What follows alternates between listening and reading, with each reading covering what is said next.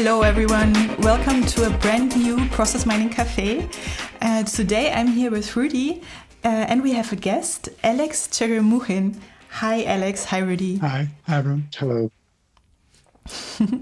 Now, before we start with today's Process Mining Café, we have an exciting announcement for you to make because we are currently working on the new Process Mining Camp, right, Rudi? Yeah. Process Mining Camp 2024. It's going to take place on 13th and 14th of June. And it's going to be really special. So we wanted to already briefly tell you about it. As you know, since 2012, we are doing Process Mining Camp as an annual community meeting where people share their stories, share their experiences. And what I really like about the camp talks is that, there's no, they don't pretend or try to be something special or something like that. They really talk it like it is. So they talk about how they have applied process mining, what was difficult and what they have achieved, and look at all these different use cases. And you can actually watch the videos from all the camp talks back to 2012 on our Process Mining Camp website. So of course we are doing this also again this year, but this year we are even going to do more camp than ever. It's going to be, I think the best camp ever because we are really taking more time. That's the thing. So if you have kind of just a coffee break in between talks, you can talk with one or two people, but then again, the program continues. And so this year we are really going to have 2 full days in which you can meet everyone. So the goal is that afterwards you have talked with everyone at this year's camp. And it starts right after the practice talks, we are going to have discussion groups of something between up to 5 or 8, 7, 8 people at the maximum, where you are put together with people who have a similar background or similar interests. So we will look at use cases like customer journeys, Lean Six Sigma auditing, and so on and so forth.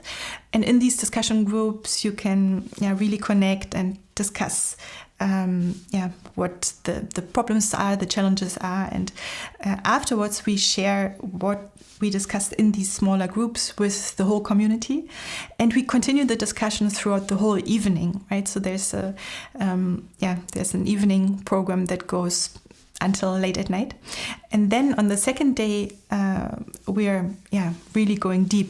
Right, Rudi? We have workshops and very special workshops. So because we have a full second day of workshops, we can go deep and we can kind of focus to bring your process mining skills to the next level. And so we have 3 workshops, and the idea is that each workshop flows seamlessly into the next. So we start with a data workshop, and this is based on a case where you can really experience to get the data right. So learning new things to unlock new opportunities from the data and getting it even closer to kind of the ideal data set, which we often kind of regard. In the second workshop, we focus on the analysis and then practice on a real life data set to test your skills and to learn new tricks. And then in the final workshop, we take a step back and develop best practices as a community together, and then also go deep here to put everything into perspective and kind of break it down to the best ideas, which you can bring home to your next project. Right, so we really go deep and make it really practical, so that you can really apply everything right away, just like Rudi said. And so Alex, actually, you were at the last Process Mining Camp, right? So how was that? What did you like about it? Yes, indeed, I was. That was my first experience, actually. And you say it was nothing special. It is nothing special, but I think it's quite different to many other vendor presentations or workshops I've been before. It is a very friendly atmosphere. It's very interesting community of people, hands-on people, different audience, different level of participants. But I think based on our conversations with everybody, which we did have quite a lot, and a very nice opportunity to socialize, to communicate with each other, everybody appreciated that everybody found something relevant for them, regardless of which phase of process mining journey they are themselves or their companies, and starting from very basic data set applications. And obviously, Rudi and the team, you are very knowledgeable, and you always come with tips and tricks which even experienced people can benefit from. But also, it's just all the way down to business applications. And we've had very nice presentations from real use cases in the companies where people delivered value to the business, which was really insightful. Yeah, that's really great to hear. Thanks a lot. So it's going to be exactly the same. We will have presentations, but we are also really going to have the time to really connect and practice together. Yeah. Nice. Looking forward to that. I think I may book as soon as I can. Yes. So you should all record the dates in your agenda, 13th and 14th of June. And you can follow us on LinkedIn, check the blog, sign up at the camp mailing list to be notified. Okay, so so we are really excited about that. We think registrations will open next week or something like that. So stay tuned. So now let's come to the Process Mining Café. Today the topic is HR processes. So HR stands for human resources. And before we go into the topic, I just want to remind you that you can talk to us while we are on the air. If you're watching this right now, just below you see the option to join the chat. You don't need an account, you don't need a password, you can just type your name and enter the chat, and then you are there and we keep an eye on it, and we pick up your comments and your questions along the way. So so human resources processes. Maybe to get started, Alex, can you talk to us a little bit about what's your relation to HR processes? How do you know HR? Yeah, it's really interesting to find myself talking about HR and pretend that I'm an expert in this domain because my background is in finance, and I've been a finance person for the biggest part of my life and my career. Being a financial director in the Russian business, and then doing financial transformation for one of the big multinational FMCG companies, implementing different ERPs, and always focusing on finance processes, like invoice processing, procure to pay, order to cash, all that, record to report, of course. And then at some point, I decided to shift the domains. I still stayed with the same big company, but moved across into HR because they've embarked on the most ambitious transformation journeys at that time, implementing Workday as a core HCM, headcount management solution, and as well as changing operating model, adopting the loop model, implementing shared services and things like that. Quite a big transformation, a lot of exciting stuff happening, a very big learning opportunity for me. So that's where I've changed sides. Some people, depending on whom you talk to, finance people will say that I went to the dark side now. What's the biggest difference? What would you say is the biggest difference if you would compare HR with finance? Yeah, it is very different. Well, obviously, the object is different. Voices are different to people, but that kind of has a lot of knock-on effects. The complexity, and I couldn't appreciate the complexity of HR processes, to be honest with you, because I was used to, yes, it is difficult to harmonize and standardize the way you process different vendors. They will have always, different payment terms. The invoices will come, before or after the date, late payments, things like that. But still, there are certain rules you can follow, and there will be a lot of standard steps, and the process therefore becomes pretty straightforward and streamlined. Not identical. Obviously, there is quite a lot of scope for improvement and standardization, but nowhere near as complex or diverse as HR. Because in HR employee, we are all humans. We are all individual. And never mind the country, within one country, within one team, everybody who is involved with that would know we're all different. We have different family situations. We have different contract, different types of engagement with the company, different roles, different skills. Our family situation will drive different benefits we're entitled to, which all impacts payroll, the way we are getting paid, and we will have different absences, different absence types, eligibility rules, you name it, right? So you're saying the finance processes are more standard, right? And then the HR processes, what does it mean exactly? Does it mean that there are a lot of different processes, or are there variations in the same processes, or? Well, it depends. It depends actually on the structure, how you approach it, and I think it's both really. The complexity of I don't underestimate the complexity of finance processes, because everything ends up in finance, and depending on your definition, payroll. This is a classic example. Is it HR process or is it finance process? Theoretically, it could go to finance. In many companies, it does. In some companies, in some countries, it's finance. In other countries, it's HR. But let's not go there. I think it's the degree of how far can you drive standardization within one specific process, degree of variation which is just natural, which should be expected from the process, which should be baked into the process. It's quite normal, for example, benefits entitlements.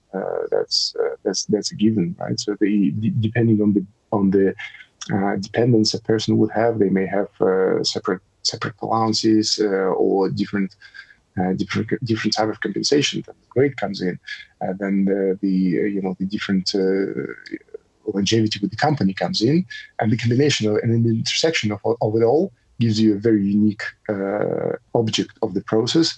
Therefore, the rules are naturally going to deviate. Yeah, that's right. And if you look at the development over the last years, right? So if you look at HR and if you look at the change of the process, because it's a human process, right? But on the other hand, a lot of these processes, especially from an employee perspective, need to be more self-serve, right? So they want to have this information almost immediate. And it needs to be quicker, or the onboarding process needs to be faster, being able to move or transition to a new role. So how do you see the change of these processes in the last couple of years, or the last 10 years, for example? Oh yeah, well, I think it's everywhere. The self-service adoption, as you say, well, not adoption, but service as a way to update systems, as a way to interact with process, is increasingly popular here for multiple reasons. Quite a lot of people do prefer it these days because we are getting used to it. Wherever we go with our bills, with our kind of flights booking systems, everywhere you are used to much more self-service ways of working. Therefore, you expect it from the employer as well. There is an efficiency angle from the company perspective. The less HR employees have to do for the employees, the less people HR function as a function needs, and therefore it becomes more effective or efficient. But from the other hand, there are a couple of other dimensions to this, I guess. One is employee experience, because the employees touch so many points within the process and actually interact with the system quite a lot. It does form part of your employee value proposition. It does form the image of the company. It does improve the employee experience as such. Yes, of course, there are benefit entitlements, the workspace environment, but it becomes a factor. The way the process is configured in the systems and the touch points with the systems becomes and can drive employee satisfaction or dissatisfaction, for that matter. I cannot imagine that somebody kind of decides to quit the job because the system was not ideal. Yeah, not really. No. The pay and the compensation, the reward, obviously the ambitious job, or the relations with the manager and the team, and all these factors, of course, are outside of the process, and they're much more important. But the experience, the user experience, interacting with systems, becomes an increasing part in that.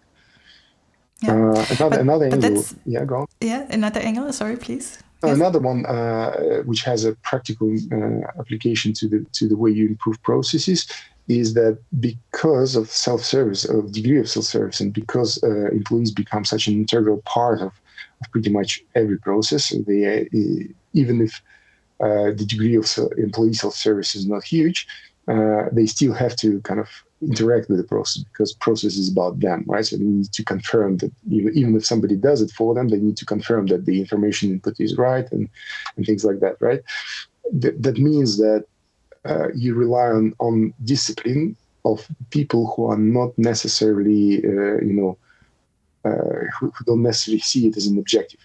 The classic examples would be data updates, the personal data maintenance, and which drives data quality. Everybody wants their data to be checked every year, but it's really hard to make employees to go and do this in the system. They're not really motivated. They don't really care that much unless you proactively drive it and try to well, not force them, but motivate them to do this. This is visible everywhere, and wherever you analyze the process flow, especially on less critical processes, not termination or hire, where everything is pretty streamlined and usually quite timely. But on some other, like giving feedback and small things, whenever certain steps go to employee, they may sit there forever because the discipline of employees, the motivation of employees to interact with this process may not be just there, right? And that gives an interesting angle to process improvement initiatives and process mining. Yeah, and especially for HR, I think it's interesting, right? So we see regularly a use case, a process mining use case, specifically in HR, but somehow it's not the top use case we see quite frequently, right? So there's probably a reason for this, and it would also be interesting kind of to learn today what are the things what make it maybe sometimes quite complex also in this particular domain to get some good results, right? So that's it would be good to take and drag that along in this session. Yeah, exactly. That's what we are going to do today. So we're going to look at two examples for HR processes from a process mining perspective, how you analyze them, and we are going to show two approaches. One approach as a bottom-up approach, and another approach as a top-down approach, and we will talk through them. But yeah, so I think it's really interesting what you mentioned before. It's like, in a way, if we're looking at human resource HR processes, there is a customer, so the customer is the employee, right? So it's a kind of not the typical situation, and yeah, it's kind of an internal process, but at the same time, it's also one that is touched by every employee, has something to do with HR, right? So that's I think in that sense a very central function. And also really, like you mentioned, we see there's some changes, right? So it depends also maybe on the situation of the company. So you gave this example of how the hiring process can change, right? In a different climate, if you're looking for people compared to if you have a lot of applicants, right? So the environment attributes, of course, can change, which change the process. And of course, legislation as well. But you also see that, of course, in financial processes. Yeah. But it can change quite quickly what kind of legislation you have. And then you need to adopt these processes as well. For example, some kind of new arrangement requires sometimes to introduce a completely new process, right? From scratch. Yeah, or indeed the deviation within the process can be legally driven in some countries. The classic example we have is the background checks, which are based in the UK now. These are mandatory in the UK. While you're based in the Netherlands, they are forbidden in the Netherlands, right? So do them legally. So you have to for privacy reasons, exactly. Yeah, privacy reasons, of course, yeah, and it's quite a different rationale here, right? So what you focus on protecting the business and making sure the business knows it's like know your customer, know your employee, know everyone, and make sure that you comply with all the relevant, regulation. You don't deploy. And that's just to jump in. So that's one of the reasons why it's so complex, right? That we have these variations in different countries, right? Would you say that's one of the main drivers for those variants? Yes, of course. And again, quite a lot of compensation and benefits and taxation is driven by legislation, and country to country is very different. Obviously, Netherlands is one of the more complex ones, but everywhere in the world it is different. Importantly, somewhere more complex, somewhere less, but it's different in pretty much all jurisdictions, and it drives if a particular pay is included in the final payroll. Well, you need to map all the way back to sometimes to the employment, right? Because aiding dependents, for example, if your tax allowances or pay compensation allowances depend on the number of your dependents, which is quite often the case, or the age of those dependents, well, you need to make sure you capture it as early in the process as possible, so that impacts the data entry in the process. Yeah, and another angle is also HR doesn't operate alone, right? So they often depend on other parts of the organization as well, right? So the manager of the employee, of course, needs to approve certain things before they can kind of make sure that everything is arranged in the back office of it. And that makes it also difficult. They depend on other people in order to do their work in the best possible way, and that's it's not always easy to do this. Yeah. It's interesting you call out manager, because this is another self-service element, another self-service aspect, which is brought into the model. It's a number of roles which can interact. People manager, sometimes budget owner from a financial perspective plays a part in quite often whenever it touches the money, whenever it touches compensation, budget owner is going to be involved. So it's quite a number of roles which can play here. Yeah. And the drive towards self-service is therefore also multi-dimensional, not necessarily like in finance, for example. In finance, you only have budget owners as approvers, really, and then that means people doing the preparatory work. So another great example is the onboarding process, right? While on onboarding, certain things needs to be arranged to have that account available, and sometimes it can take weeks, right? But if you have your first day, you want to be able to log into your account, otherwise you cannot do anything, right? And then you have the dependency on IT as well, right? So everything needs to be arranged. Your account needs to be set up. It needs to be activated when you are getting started. But if that's not done, or if you are the exception that you are hired yesterday and you want to start tomorrow, for example, does that work out? Quite a lot of the downstream impacts, and depending on how complex the integration with the ERT systems is, sometimes I've seen that the hire process or the user setup in HCM and in headcount headcount management module drives security roles in other systems as well, which is obviously then people use this module as a system of record, as true information about the employees, about people who join the company. Therefore, all the roles are assigned automatically in all the downstream systems. Therefore, it becomes crucial, particularly with higher job change. We call it join and move reliever.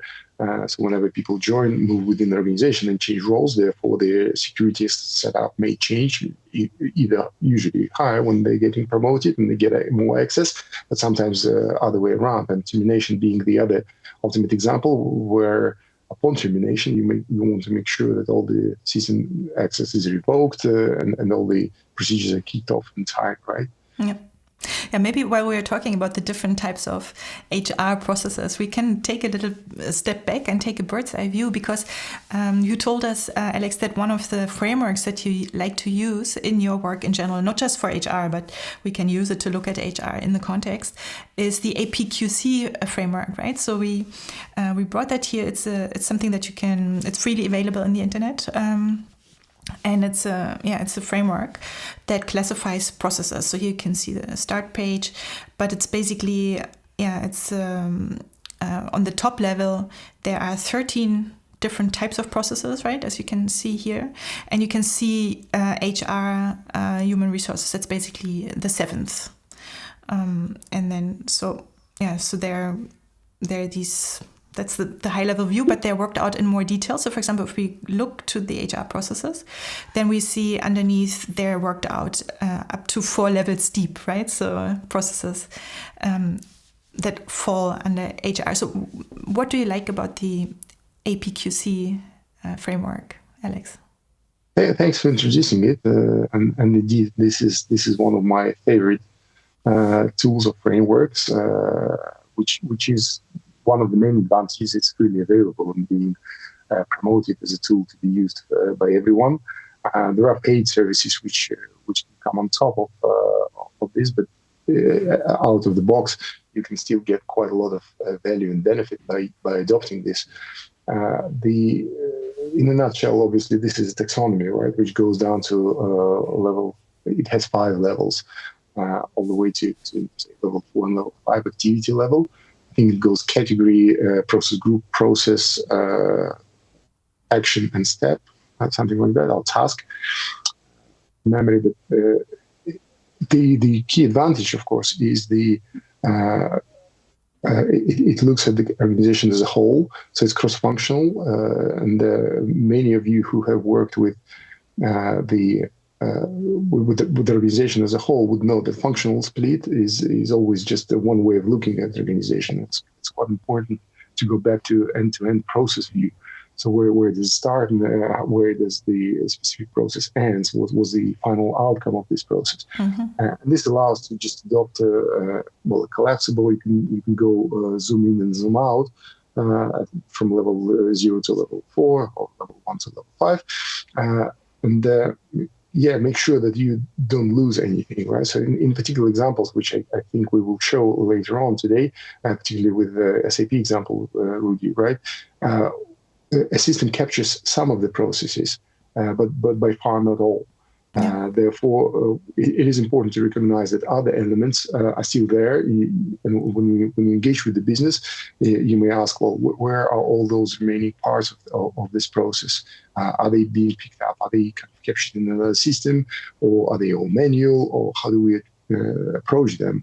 And quite often, in order to get to this end-to-end view, you do need to add some more information. You need to join multiple systems, and HR, by the way, another complexity of it all, I think, is it's much more atomized in terms of systems used because of such a diversity of processes and touch points.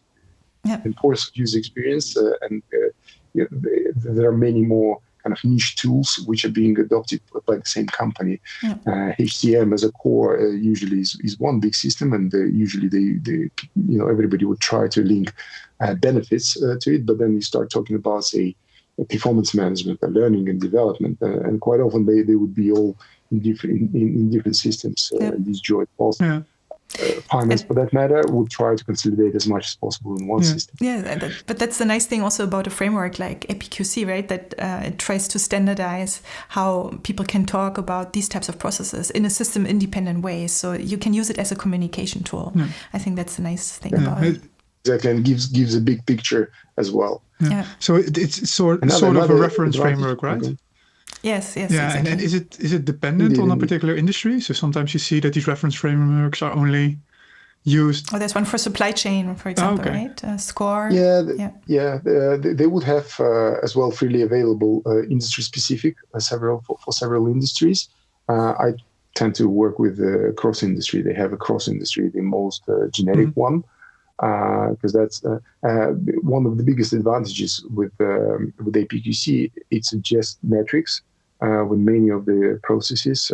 Wherever you can measure something, it already suggests some metrics, and you could get benchmarks as well. Yeah. But that's not free service. That you probably have to pay for that. But that's where you get a lot of benefit as well. First of all, you start measuring yourself again and understand the trends, and you can always contact APQC as the body who maintains this framework, and it is widely adopted. I think I've seen a study. It's 70% of the businesses choose to go with APQC framework these days as a starting point. Of course, it gets customized, but I think especially on the lower levels, and indeed it quite often depends on the system. So your level 4s and level 5s will be driven by the system setup quite often, not necessarily in the same way as APQC suggests. So for those of you who didn't know it yet, it's good to know that the system is out there. So this framework is out there, I mean, for your own use. You mentioned these systems, right? These different systems. So we wanted to look at some use cases, and of course, these systems they record data, so you can do process mining on them. But yeah, so I mean, we already talked about the complexity and all these variations. So yeah, we can already imagine that this is also coming back to us. When we're looking at it from process mining perspective. So should we move into our two use cases that we wanted to share? That's good. Yeah. So yeah, we start with a bottom up use case. So maybe Rudi, do you want to guide us through? Yeah, so we have brought an example, right? So this is an example from an HR department who is completely supported by SAP HR. In this particular example, the whole department performs processes for SAP HR, and these are only the processes done by the shared service center, right? So they have some kind of standardization, so they don't include all the one-off processes. So the case ID here is a request done by an employee. We have an activity that happens. So in this case, it's the workflow step. So there are several steps, as we will see in a moment. And then we have a timestamp, of course. And this case, the timestamp has the meaning comes available in a working bin to be processed. And then we have a column 4, and that's the name of the process. Right, so it's the name of the process being processed. And the column 5, which we have here, is the number of the employee. Right, and this is exactly the link where we can see it back to the framework. Like Alex, you mentioned, there are all these systems. So this is basically coming from SAP HR workflow module. And so here we see some names for processes, basically. But they're system specific, right? So, and this is, Alex, what you mentioned before, right? Yeah. Exactly. But you can also see that some processes are in the system, but obviously quite a lot of them are not. It's just a subsection of what happens in employees' journey. Yeah, exactly. So Rudi, what we are doing here now in the import, right, is we're having the detailed steps in each of the processes, but also we take the process name also as part of the activity name, because we want to get the full picture of everything in this HR exactly. Right? So the first scope of this particular exercise is to get an idea. Should I import it? Yeah, of course. To get an idea of what the HR department is doing in the context, right? So it's not that we already dive into one of these processes, but it just gives you a holistic view of all the work that is being done by the HR department. And it looks overwhelming, that's right? That's the holistic view. But it's actually, it gives you kind of the full sequence of all the processes. So if you slide over a bit, you can see all the different processes kind of side by side. And you see that the dark blue processes kind of pop out. And these are the processes that happen most frequently, right? So if you look at frequency we can also pull down a little bit, right? Yeah, so if you pull down the activity slider a bit, even a bit more. And then you get kind of the key processes from a volume perspective that are being executed. Yeah, we can also see it, I think, in the statistics, right? Because if we look at which processes are frequent, we see that here actually the reimbursement processes are really frequent. Yeah. So should we focus on those maybe to zoom in a little bit more on the reimbursement? Yeah, that's a good idea. So for that, we can add a filter and then focus on only reimbursement. Yeah, all 3 of them. Yeah, so I make a copy.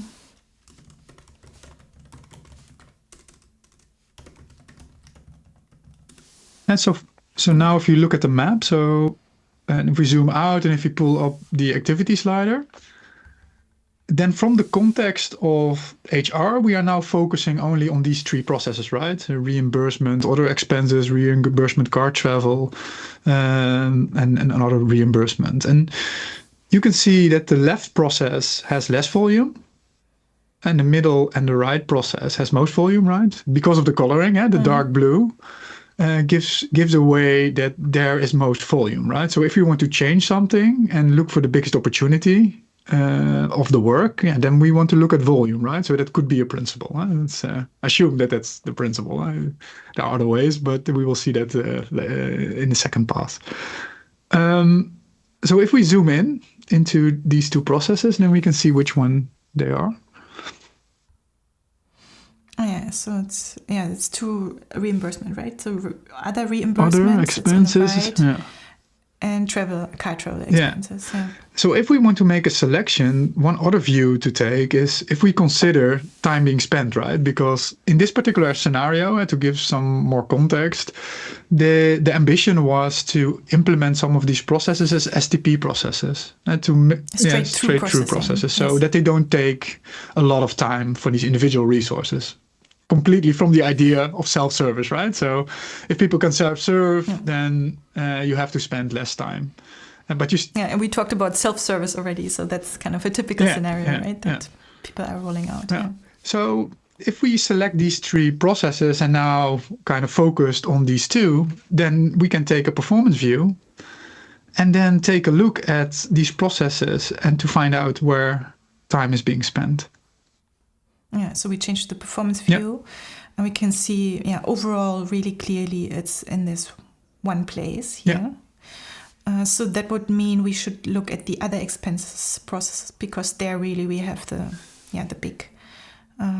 So if you go back and let me explain what you then see, right? You see the total duration. So the total duration here means total time being spent, right? So it's an accumulation for all the volume, which you see in the process as kind of one number, which looks weird, right? So this is 39.4 years, but it's all the time being spent waiting for all of these employees, right? At that given point in time. So that's the biggest opportunity for both of the processes. And it's very significant, right? Because it's a thick arrow, you are drawn to it. But if you add here a secondary metric, then you can see the kind of per employee measure. So we get a secondary metric, and now it's 5. If you zoom in a bit, 5.2 days. 5.2 days. Yeah. And so that on top of the volume kind of gives the conclusion that maybe that's one of the better processes to look at when looking for opportunities to improve. Yeah, so we could, based on volume, maybe they're comparable, but in terms of time, this is where we can really make a difference. So that's why we choose the other expenses process. So let's zoom into that, other expenses. And so now we see the details.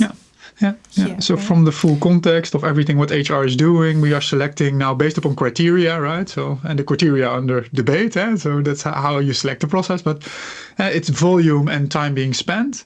And now we can take a look at the process. And if we zoom in, then we see something that's quite obvious for this process, especially if you look at the top. And maybe if you set it to median duration, it's even more obvious. Everything is instant in the beginning of the process, right? So it doesn't take any time. So an employee submits something, in this case, the reimbursement, and then it goes through a couple of steps already immediate. And that means these steps are automatic. They are done by a system. They gather data. They save the data into the SAP HR system. They check which status it should have. And then eventually it prepares to go to the next step where someone from HR or his or her manager need to evaluate the request and then approve it. So if we change the metric to median or average, then we see these red arrows. And of course, these are the places where one of these individuals is involved, right? Or at least the person. So it's a mix. So we have a lot of automated steps in the process, but there are also these steps where the humans are involved. And of course, these are the steps that we are really interested in analyzing from a process mining perspective. We're not too interested, right, in these kind of automated steps because they're automated already. So it also depends on the use case. But in this particular case, if you look at time spent and individuals, right, and if you want to have this process as STP as possible, then you are looking especially at these places where someone is involved.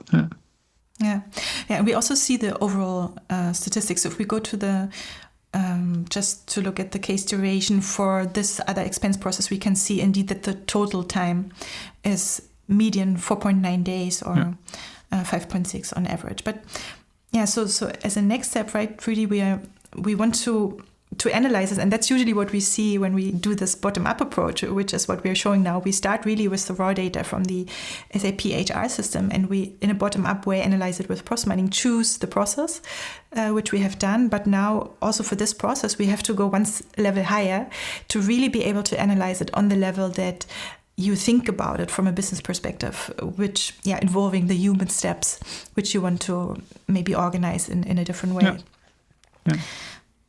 Right, and for this we are using a different data set where we have created a mapping basically to these human steps, right? The ones that take time that we just mentioned.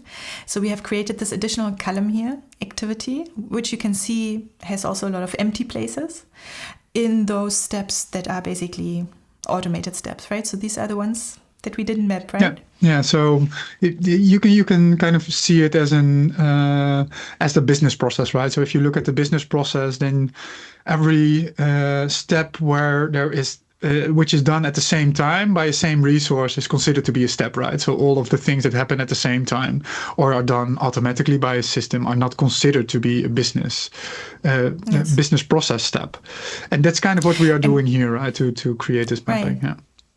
Exactly, and we keep the detailed step in there, but we keep it just as an attribute, and we make our new high-level column, we make that the activity name. So by doing that, we lift the process to the higher level, and if we import it, we can see what we get. Yeah. And in this step, and that's maybe good to know, it's not only by looking at the process map by pointing out the waiting times there, right? So you need to validate also this mapping with the domain expert. So what kind of role was this? Who was involved? How can we call this step? And then you can make this mapping. And if this mapping is complete, then you... Yeah. Exactly. Sorry. Yeah, there was also a reference model, right, which we didn't show, but which was used to validate the mapping. Yes. Okay, so now we see a lot of empty ones. Yeah, so the empty activities are, of course, the automated steps. So we don't want to look at these automated steps, so we just hide them. Keep selected. Yeah. And now we want to focus only on the complete cases. So you see some of these cases have a low frequency with the starting point, right? So you see the dotted lines going to the activity directly. And these are considered to be complete cases. So this process should begin with fill-in request, and it should end either at process automated or handle manually. Yeah, and this is now the baseline for process automated, for process other expenses. Yeah, and now this is then the process, right? So from the context, we bottom up kind of re-engineered the process to get a view of the actual process, right? So it almost looks the same if you compare this with their reference process, but you already see some deviations. You see that it's a little bit more complex. And from this reference point, you can ask yourself the question, where is the opportunity here to improve the process? Yeah, what we see is that almost every case goes through this control step. By the HR employee, right, who's checking the request. So this is almost a 100% check. Yeah. So this is something they wanted to change, right, Rudi? Yeah. So if you look at performance, now you can see the impact. So if let's take the median here, then you get kind of an idea of what kind of delay is caused by this.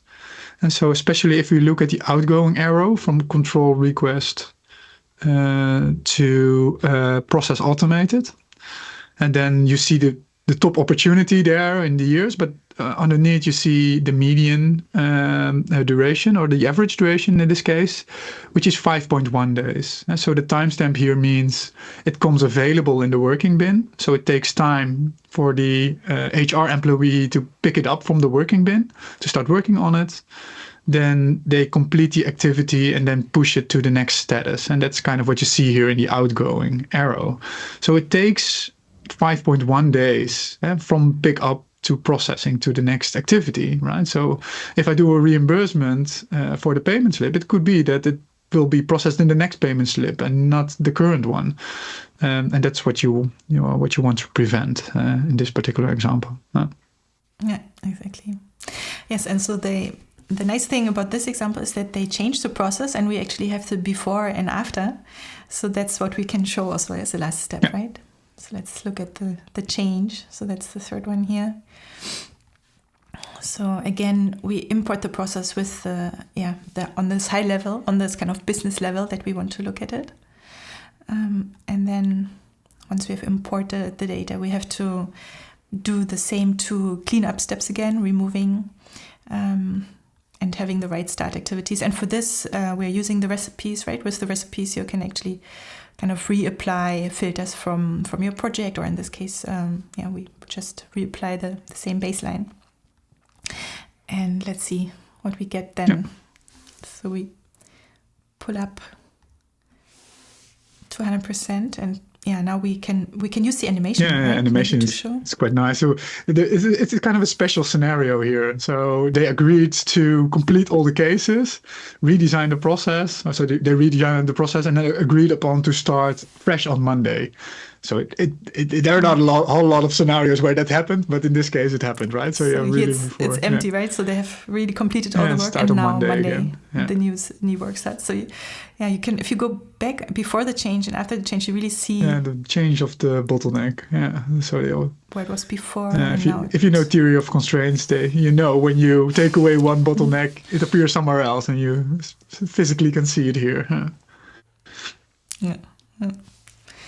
Yeah, and so if we can focus on we can zoom out to the after process, right, to see the effect of that. I think then it's becoming even clearer. Yeah. And for that we can apply a time frame filter here, just focusing on the after process. After change. You can already see the big difference, right? So the graph which you see in the background here is the work in progress. And so the work in progress drops significantly, almost 1/3. So this is the process afterwards, where you can see now it's, most of them go directly automated. So they're not going through any manual steps. And then let's look at the percentage. Some of them have this sample check, right? Which is a new activity. Yeah. It's in Dutch before. There. It's called steekproef, but it's sample check. Yeah, 12%. That's this one here, the second at the top. So 12% is being checked. And of course, there are a couple of cases which are above a particular limit, right? So they go on the right side to the manager. So that didn't change. So that was also in the original process. But in addition, they check a certain percentage of cases to relieve the control. Yeah. And we can see, if we look at the statistics, we can see the difference. So now, you can see it's basically a fully automated process, right? Median. Where you have 60 seconds median, 15 hours mean. So if we compare that with the baseline before, so there we had 4.9 days median and 5.6 days. So that's really... So this is, I think, shows nicely, right, how you can go in this bottom-up way from the raw data from the system, get it to the level on which you want to analyze it, and do quite some meaningful analysis from it. But there's also some limitations, right? You're looking at it in the scope of the process. Yeah, so maybe that you've chosen. To frame it, this was a particular exercise which was done in weeks, right? So the pressure was on. They really wanted to make some progress here, so they made some extra assumptions, right? So also in where to look at, what are the key metrics here. And so they went with this really practical approach. And you can do this, but you have to be aware that there is something else that you are missing when you are doing this. And I think that's interesting to look at the approach which Alex took, because he really frames this, if you take this approach, what you are missing, and an alternative which you can take. Yeah. So exactly when we were... Sorry, please. Yes. No, I think it's a very nice case, and it's very nice to see it before and after, and really demonstrates capabilities of the tool really well. But as I guess you point out, Rudi, people knew what they want to achieve, and they knew a specific intervention they wanted to kind of almost knew, right? And went on and implemented it and made a nice clean start. That's not always the case. So and quite often people don't even have a reference model. They don't even know what the process should look like or why they're doing things in a certain way. And that's where I tend to usually start. And the situation is, of course, quite different. And I think that's really the case, because here they had a clear business case already up front where process mining was not even in the picture, right? And so they had this solid business case. They wanted to make sure that they were heading into the right direction.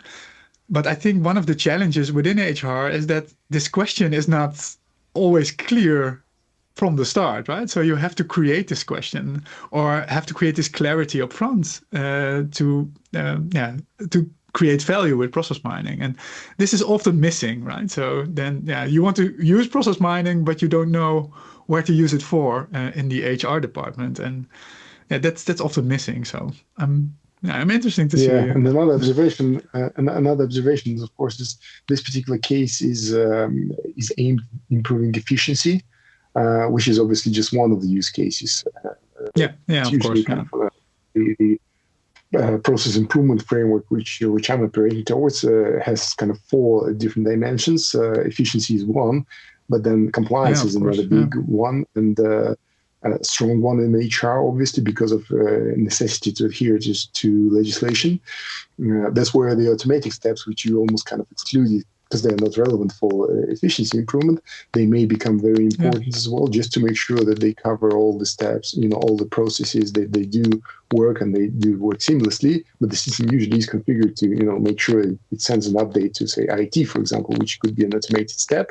But you want to make sure that it's 100% coverage, that it happens and it happens at the right time in the process, right?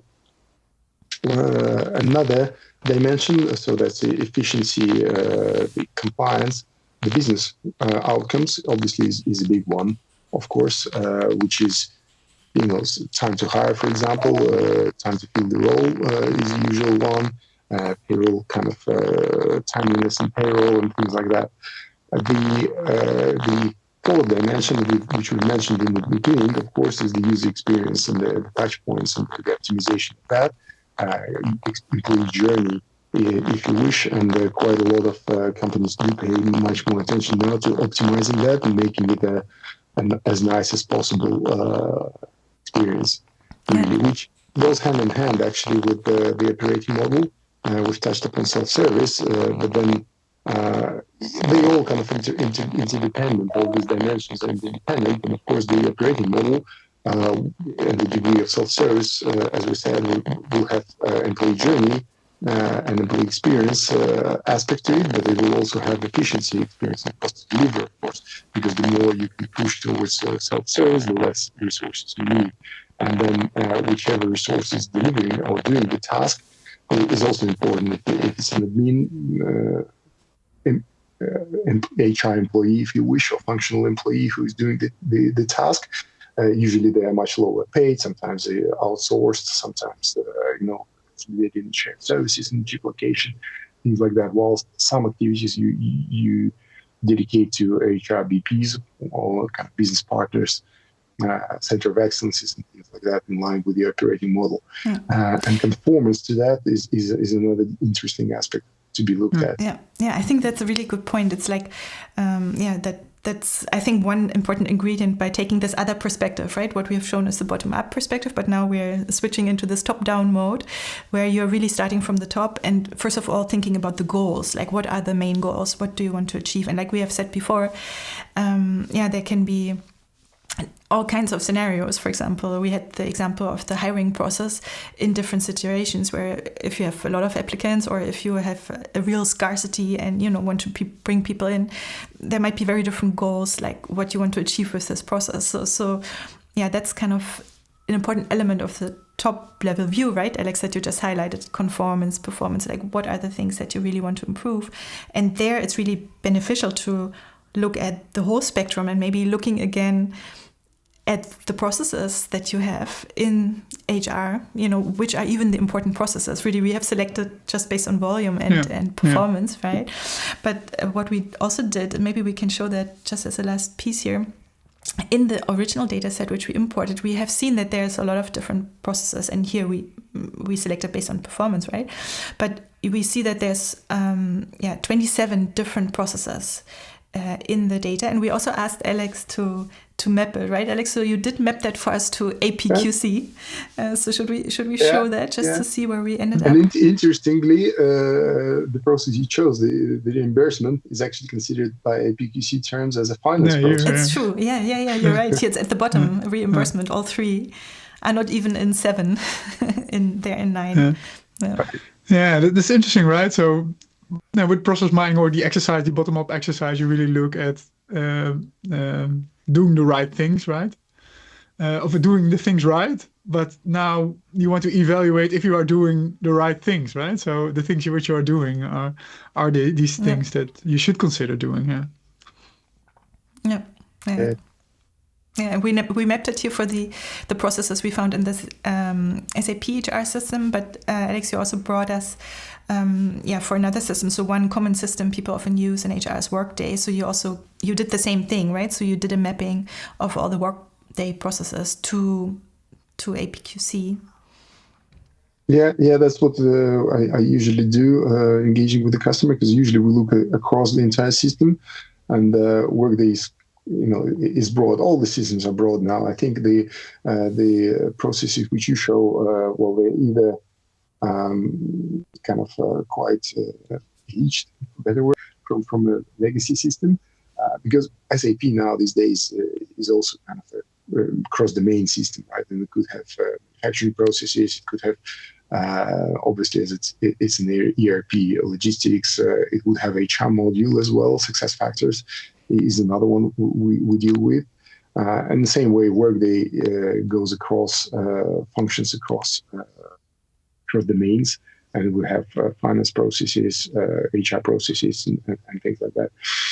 Important as well to go back to these definitions that yes, we do call the process domains HR and finance, but they may actually be performed by different functions in the business. And this is a matrix arrangement. Quite often, as in your example, the HR department does what is considered the finance process, right? And they spend quite a lot of time with finance. Well, as I mentioned before, payroll could be considered finance, could be considered HR, organizationally, wherever the function reports. So yeah, the APQC does give you that, and you get the ability as well to consolidate, not necessarily in Disco. I don't think it's possible, but we use other kind of analysis tools, of course, outside of that, and you can consolidate and quantify effort spent or time spent on all the way up to level 0, for example, and therefore you can see the complexity or effort in consolidated view as well, on level 1, level 2, level 3. Yeah, excellent, exactly. Yeah, I think one of the really nice things that you can do based on taking the step back and looking at the data, this kind of from this cross-process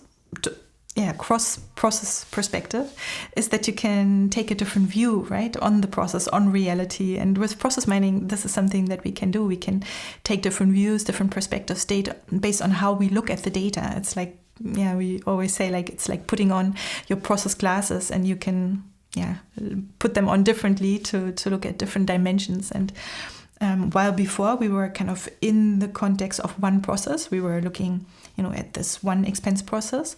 Taking this kind of top-down view can give us cross-process perspectives, and that's also what we wanted to show you here today. So, Alex, you were so kind to bring us some of your own some data sample, anonymized, of course, and we have 3 different views, right, that we want to share here with you to show what you can do. So the first one here is it's a view.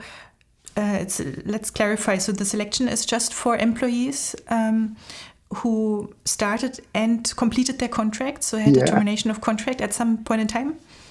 Yeah, I have to apologize. I don't see the screen, in the live stream, so I will have to go blind.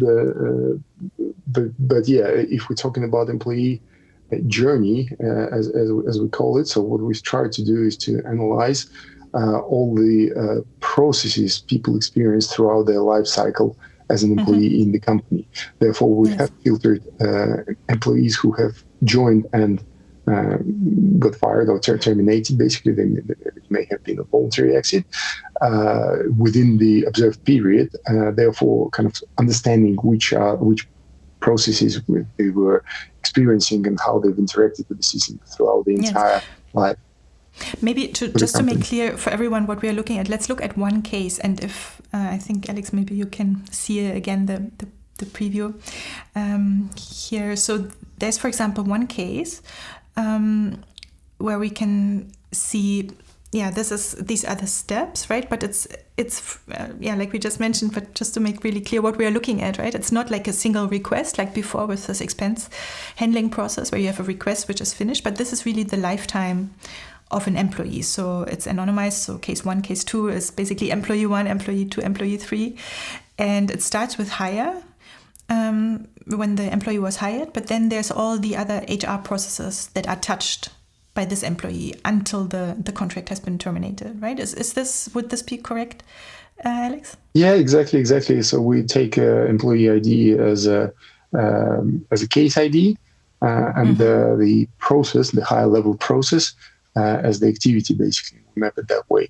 And that just allows to understand, again, using the same parameters, the number of interactions or number of processes, how many times it repeats per employee in their life cycle, how long does it take, the duration of the process, basically the frequency and the complexity of them all, as a guidance where we can look for improvements. Either based on the higher frequencies, which means that these need to be seamless processes as far as you're concerned, or high coverage, basically the 100% ones where the entire onboarding life cycle. There are compliance steps which you want to make sure that this is a US business, therefore there are specific US events like I-9, for example, like this, where you want to make sure that everyone is covered by that.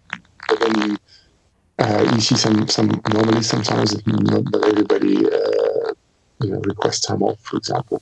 Yeah, that's something we can see here, right? So if we zoom in, we see time off 58%. So from all the employees, only 58% request the time off.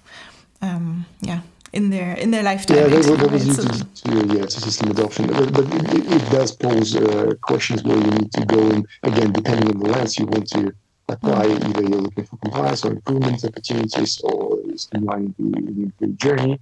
It will guide you where you need to deep dive with the next step and look what's happening inside. Yeah. And I do apologize. So I apologize. We do have a little bit of audio issues. So Alex, your audio is somehow coming in and out a little bit. So just maybe if there's a cable or something, you can maybe try to move it. So let's see. But otherwise, I think we can keep talking through these scenarios because it's such an interesting perspective. It's like before we were looking in detail for the different steps, but here you start with this top level view, and each of these boxes is one separate process, right? That the employee touches upon. But of course, and that's also what you have shown before, Alex, with the mapping to the APQC framework. You can also still look at the individual steps in between. So for each of those boxes, so for example, if we go here to the bottom, we see, for example, termination. So that's the termination of the contract for the employee. So it's just one box, but we can also look into this box, if you will, to look at all the steps on the detailed levels. And so we have this here as a second data set already. So you can see we're now inside the contract termination process, which again has multiple steps, right? So of course this is something that you can still do, but the starting point, right, really, that's why we said the framing is different. We start from this top level view with a different thinking, let's say how you select what you focus on. Yeah, and the top level view gives you a lot of insight and perspective of what your organization thinks is relevant, right? And the framework kind of pushes back on it a little bit to see, should it be relevant at all, right? Or did we position it in the right organizational structure or organizational unit? right? So the remark of the reimbursement, it should be with finance, right? So okay, so this is kind of a key capability which is required to execute a particular framework, which is not in HR, and then all these resources are spent on the particular activity. And that's that's nice, but also from a customer for, in this case, an employee journey point of view, it gives additional context of their experience. And so if they get feedback as part of the process that it takes long, or a manager kind of complains, I have an employee but he cannot get started because the boxes are not checked, or he doesn't have the entry pass to get in to the building, or these kind of things. And then you can kind of see what happens as part of the process, and where to start things earlier, or where things don't work, or where things break down. Exactly. Not as a complexity as every individual steps, right? But have a right perspective or right level of the perspective. And that's also difficult to find, right? So if you want to look for an employee perspective, which activities should you include? And I think now you can nicely map them to these activities without having to figure it out yourself, what you think is important, right? So it's kind of already specified, or people have gone through the whole thinking process of creating this particular level, and that makes things a whole lot easier. Huh? Yeah. You wanted to add something, Alex?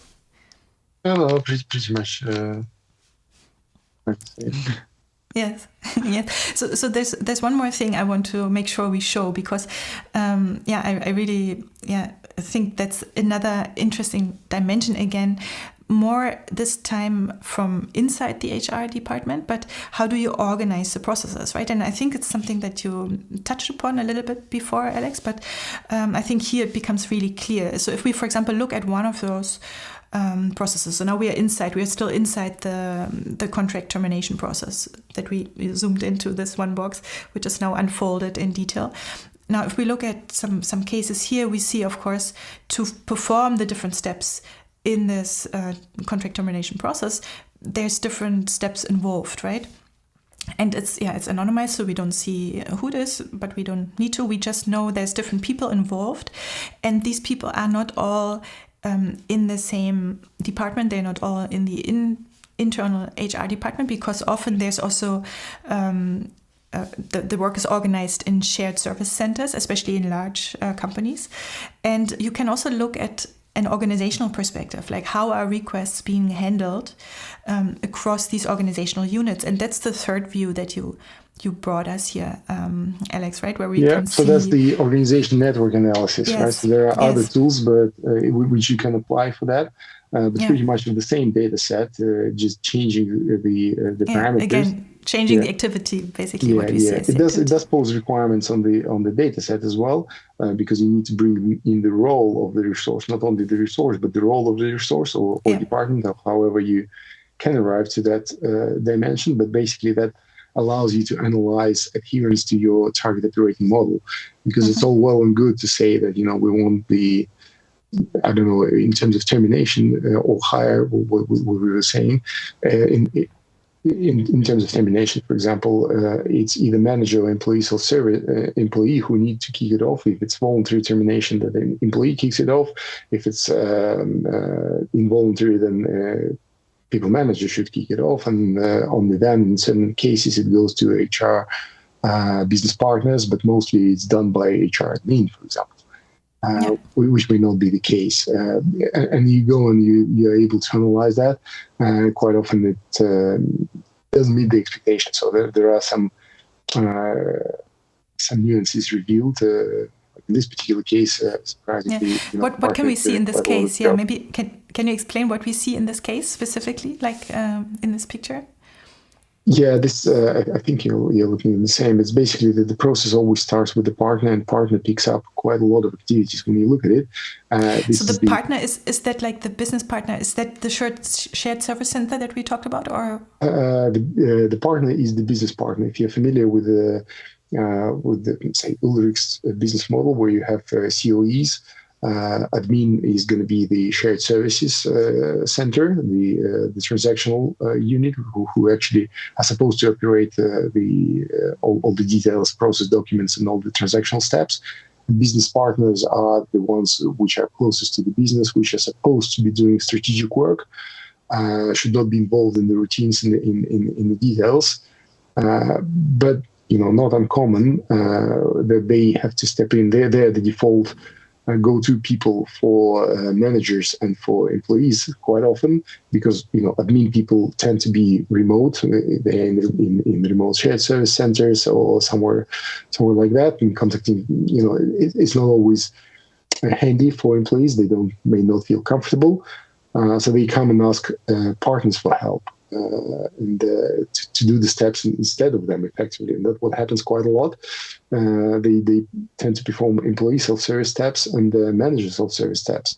And that's exactly what you can see in this picture. The heavy lifting and the majority of the transactions is done by business partners, which theoretically in that model is most expensive resource. Well, it certainly was the case in that particular company. Yeah. And what would you expect it that the manager would do it themselves, that they prepare the contract termination and then submit it to the administration to administration? Yeah. So a lot of quite initial data entry. So you would want to automate as much as possible, of course, and to minimize the data entry. The process should be kicked off by either employee or manager, then go down to admin for them to do the heavy lifting. And the really, if you want to minimize business partner intervention, you would expect them to approve processes as a maximum, and maybe not even all of them, but a fraction of them based on certain criteria, where a certain reason is for higher termination is going on,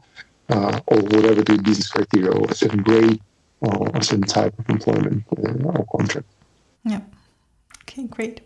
Yeah, so I think that's really nice example. Like, taking these three different views that we showed, but that's not all, right? You can take even again different views, and coming at this analysis from this kind of bird's eye perspective with the focus on what the goals are, and this understanding of all the different processes that are involved, and of course have an interdependence.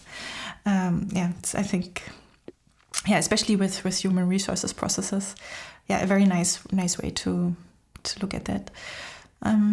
Maybe before we close, is there something specifically that we have missed, Rudi, Alex, that we should talk about, or maybe recap once more? Yeah. Should we take a bottom-up or a top-down approach, right? So that's kind of the discussion. Or both. Yeah, both. Yeah, it shows how useful it is to bring them together, right? Even when we started with the bottom up, in the end, seeing like, okay, where do they fit? If we look at it from a top-down perspective, not even all in HR, but some, in finance, for example, it's instructive. Yeah. So reflecting all these approaches are cross-functional. Yes. Yeah, so reflecting on that, so often what I see myself doing, if I want to have a quick result, right? So the bottom-up approach works really well. If I have some good data, then I try to climb my way up, and then I get some results. But you have to be careful that there's more to be done if you also take the more top-level perspective, right? So if you don't connect to the strategic or the goals set by the organization, or even the goals which are above that, then it's difficult to gain, I think, in the long term, the actual value, which is to harvest. And I think that's to learn, I think, from this, and especially in HR. So it remains kind of the question: why is it so challenging to apply process mining sometimes in HR? So why don't we see these abundance of use cases in HR? I think it has to do with this complexity. So where to start? What is the reference? Am I doing the right things? If I compare, people want to compare to others, but they cannot compare apples with oranges, right? You have a nice example where if you compare countries, they are already different, right? And they have good arguments why they are different, right? So that if you start benchmarking them, you find differences, but you can also not clean up these differences because they are there by law, by other things. And but there's still quite a lot of opportunity, both in terms of standardization and streamlining. In my practice, the biggest use case is actually discovery of the process, because of the complexity, I guess, or because of the maturity of HR department as a function in many cases. Even the target model is not defined quite often. Yeah. They just don't even know. They're not looking at what they're doing through a process lens, and therefore sometimes.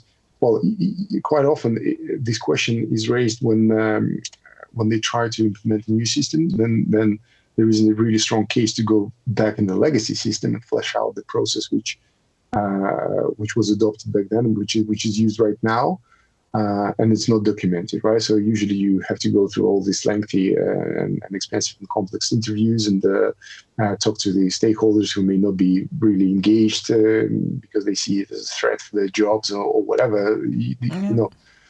Whilst process mining just gives you this nice perspective. Well, that's exactly the complexity which we've already ended up with. Let's look at it now. Where is value there? Because as we said, in HR, quite a lot of complexity is driven by legislation and compliance requirements. At least we capture all of those steps, which we've learned through all the previous experience in the company. And this is a very good, strong case. Gives you a lot of information to move forward with the new implementation. Yeah, but it's also an interesting thing, because if you look at compliance, it's often done at a different part of the organization, right? So then it's the question, is it, again, still HR, or is it more an audit type of compliance initiative, right? So that's also audit is obviously is another story, yes. I think at your last process mining camp, there was a person talking about, I can't remember the name, giving use cases from audit, applying process mining and audit function, which was really impactful. But even within HR, there is a lot of in-house kind of adherence they need to monitor. But also, as I mentioned, this happens when they want to change something. And these days, HR are very motivated. There is a lot of talk about digitalization, about improving the customer journey. It does have an impact on the business, right? So you want to become more and more strategic, but that means you need to be brilliant at the basics if you wish. So all your transactional stuff should fly through quickly, effectively, and timely. Timeliness is another big dimension and another favorite topic. DISCA does not necessarily address that, but it's another very, very important dimension to look for, even more than probably than finance. Timely paying invoices is one thing, but we've already discussed the impact timeliness of joining or hire or termination has on all the downstream impacts and integrations and things like that. Very, very important. And that's why kind of understanding the business rationale is very, very important. That's where we start all the conversations, of course, is understanding what's the perceived problem, what are we trying to improve, what's the objective of this whole exercise, what do you guys actually know already by now, do you have a target model, is that something you want to check, if pretty much close to the project methodology which you, Rudi, kind of love to explain, and it's very nice. Yeah. I think what this all shows is Rudi, you asked the question, right? We don't see that many use cases, but there's a lot of opportunity. I think that's a conclusion we can draw for sure. There are some use cases, by the way. I think we can point to, for example, at the police. They're looking at 3 different processes from human resources, so we link that in the show notes.